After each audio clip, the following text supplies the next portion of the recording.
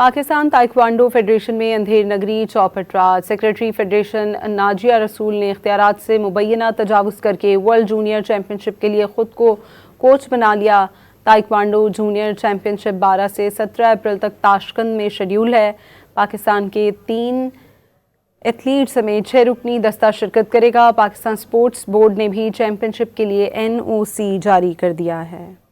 Pakistan taekwondo federation میں اندھیر نگری چوپٹ راج secretary federation ناجیہ رسول نے اختیارات سے مبینہ تجاوز کرکے ورلڈ جونیئر چیمپئن شپ کے لیے خود کو کوچ بنا لیا۔ تائیکوانڈو جونیئر چیمپئن شپ 12 سے 17 اپریل تک تاشقند میں شیڈول ہے۔